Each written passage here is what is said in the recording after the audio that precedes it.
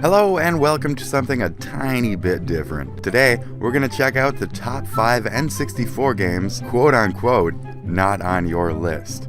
Now, why 5 and not 10? Well, everyone knows about most of the tiny N64 library. There aren't very many games left to discover as it's a heavily blown console. That being said, I'm just going to show you my personal 5 favorite games. Known or not, these are the titles I enjoyed besides the obvious ones. You know, Super Mario, Zelda, Banjo-Kazooie, etc. Number 5. Blast Corps. In the early days of the N64, there weren't very many options for odd games. Sure, the new 3D games were cool, but most of them were just 3D adaptations of previous genres and games. Blast Corps, though, had a lot of promise. You could do construction/demolition-like tasks with many odd machines. This kept the gameplay fresh and unique. If you ever feel like just wrecking stuff and you're not really into Ralph, then I recommend you try this one out. Number 4. Goemon's Great Adventure. There are a few Goemon games out there. This is actually the first one I ever played. I really like the side-scrolling and the fun characters with different weapon setups and the shop interface. It appealed to the Zelda-loving RPG enthusiast in me. Not to say Zelda's an RPG. The scenes were really pretty and expansive, allowing the player to interact with the background a bit and pick their own path. Number 3. Mischief Makers. I didn't play this game till way later in my gaming career.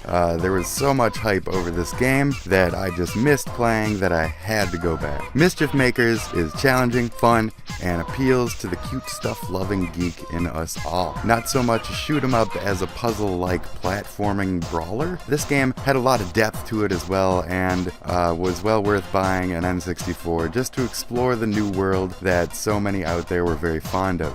Even I can see that the hype was well worth it. Number 2.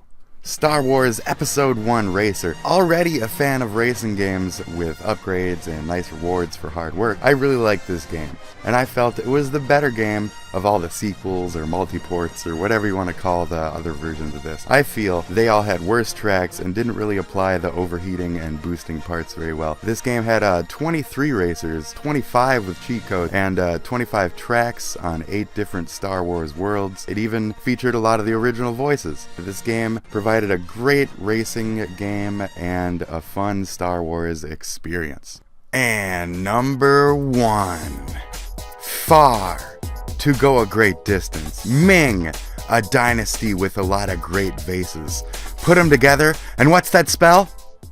Harvest Moon 64. This farming simulator felt more like an olden days dating simulator. I imagine this is what life was like for our grandparents, farming up veggies to impress our crushes. When I found this game back in the day, to me, it was one of the only reasons to own an N64. No other games out there really had this level of detail, timed events, and other random fun stuff. So you could have grown up on Animal Crossing or recently played Stardew Valley and wondered, why are those games so good? Because of the Harvest Moon series and other games like it. I loved the N64 Harvest Moon as it was the first one I really got into. I played the SNES one back in the day, SNES, but it never really stuck. I remember not even being able to leave the town. Probably just my fault. The N64 didn't seem to have that much of a misdirection issue. I could go along smoothly and not get stuck. I never felt stuck, never felt pressured. I just really enjoyed my time farming, raising chicks, and hitting on other chicks. I strongly recommend you play Harvest Moon 64 or Stardew Valley if you're into farming sims and haven't tried either one. Seriously, Stardew Valley is like the upgraded version of this game, if that was even possible. I love it, and I can't wait for the multiplayer to kick in on the Switch, PS4, PC, etc. And that was it. I hope you enjoyed my personal picks for the N64. If you think I'm wrong, and there are still hidden gems for this system, well, then tell me below in the comments. If you even attempt to bring up Conkers, one of the most known about games in the history of gaming, I swear to shit I'll revoke your Spitty card. That's all, folks. See ya.